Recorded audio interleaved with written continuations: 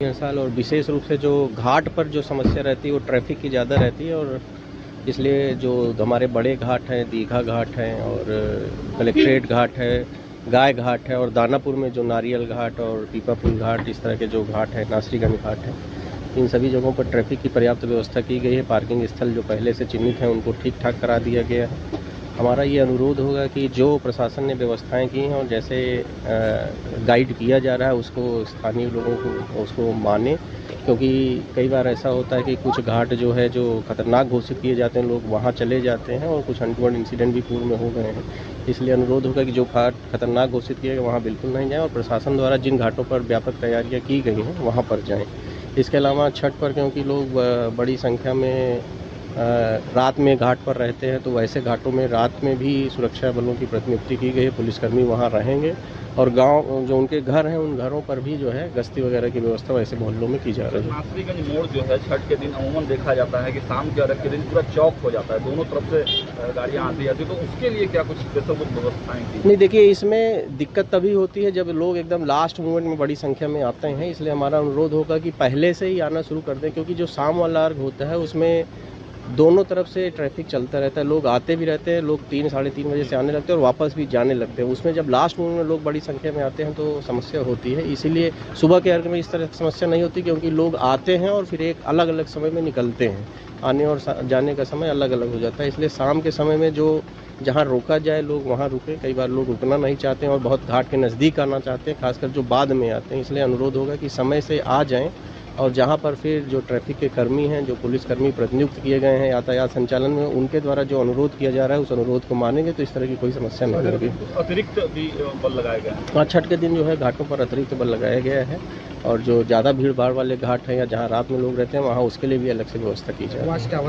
Watch tower लगाए गए हैं, रोशनी की आने जाने वाले रास्तों में पर्याप्त रोशनी की व्यवस्था की गई है, घाटों पर वाच टावर बनाए गए हैं। इसके अलावा बैरिकेडिंग भी प्रशासन द्वारा की जा रही है। ये भी अनुरोध होगा कि बैरिकेडिंग को लोग क्रॉस नहीं करें। छठ घाटों का लगातार निरीक्षण किया जा रहा है, और आज हम लोग यहाँ नासरीगंज घाट से शुरू किया दानापुर अनुमंडल के जो गंगा घाट हैं, मनेर के हल्दी छपरा तक, उसका निरीक्षण का हम लोगों का प्लान है। और इसके बाद हमारे यहाँ दुल्हिन बाज़ार में उलार सूर्य मंदिर है, जहाँ काफ़ी भीड़ होती है, तो वहाँ भी हम लोगों के निरीक्षण का आज प्लान है। और मसौढ़ी अनुमंडल में भी कुछ बड़े छठ घाट हैं, उनको भी हम लोग आज देखेंगे। तो मुख्य रूप से वहाँ जो तैयारी हो रही है उसका निरीक्षण कर रहे हैं, किसी प्रकार की कोई कमी नहीं रहे और कोई दुर्घटना का चांस नहीं रहे, तो उसी को लेकर के हम लोग निरीक्षण कर रहे हैं। तो अभी व्यवस्था ठीक है, काम चल रहा है तेज़ी से, और 2-3 दिन का समय है, उसमें बाकी काम पूरा कर लिया जाएगा। और कुल मिला के घाट का निर्माण कराया जा रहा है, बैरिकेडिंग की जाएगी जल स्तर देखते हुए, और उसके बाद चेंजिंग रूम, प्रकाश व्यवस्था और कंट्रोल रूम हम लोगों का, मेडिकल टीम सब लोग रहेगा, SDRF NDRF की टीम भी रहेगी, कि किसी प्रकार की कोई अप्रिय स्थिति नहीं हो, साफ़ सफाई रहेगी, जो हमारे छठ व्रती आ रहे हैं उनको किसी प्रकार की असुविधा नहीं हो।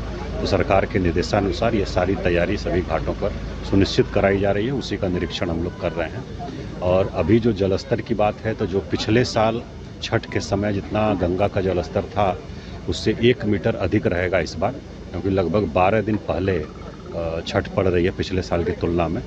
तो उसको देखते हुए हम लोग बैरिकेडिंग कर रहे हैं। और आज का जो जल स्तर है, इससे हम लोगों को उम्मीद है कि अभी लगभग 1 से 1.5 फीट और घटेगा छठ के दिन तक, लगभग 8 से 10 सेंटीमीटर प्रतिदिन घट रहा है। तो उसको देखते हुए तो हम लोगों ने तैयारी अच्छी की है, और जो बचे काम है उसको समय से पूरा करने का निर्देश दिया गया है।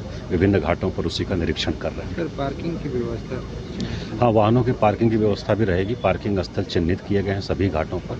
मुख्य रूप से जो कॉलेज और स्कूल और इस प्रकार के प्रांगण हैं वहाँ पर हम लोग इसको रख रहे हैं, और जो हमारे कच्चे घाट हैं इधर JP सेतु के आसपास, वहाँ भी बड़े बड़े पार्किंग स्थल निकले हैं, उनको भी बैरिकेड करा के हम लोग पार्किंग की व्यवस्था करा रहे हैं। छठ के दिनों गंगा में नाव का परिचालन?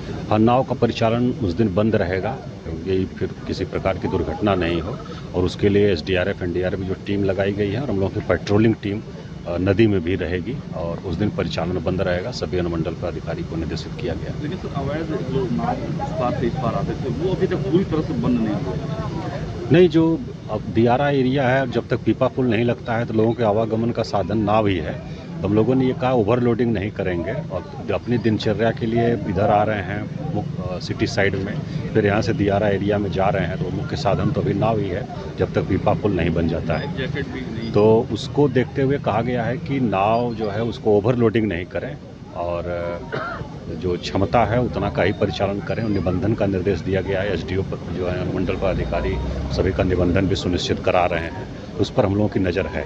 हर साल मैं आता हूँ कई वर्षों से छठ घाट में छठवर्तियों की व्यवस्था देखने के लिए।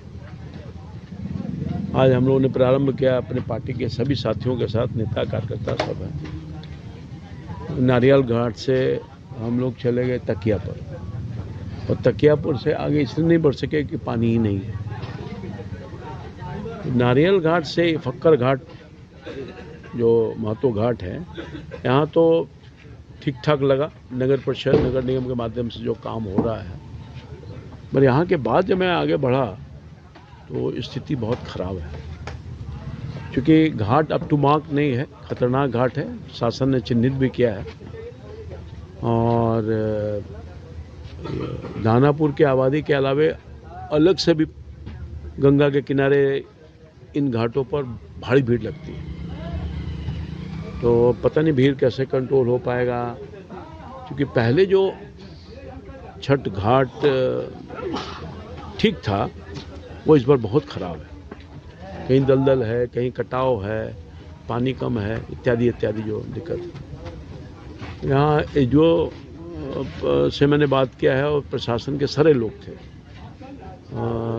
जो जिला प्रशासन है या अनुमंडल प्रशासन है, सब लोगों को मैंने कहा है कि कई ऐसे इलाके हैं जहां काम अभी भी चल रहा है नगर परिषद के माध्यम से। नगर निगम तो मैंने देखा कि अप टू मार्क हो गया है, मगर नगर परिषद के माध्यम से काम में थोड़ी सुस्ती है, तो उसको थोड़ा अप टू मार्क करना, चूँकि समय बहुत कम है।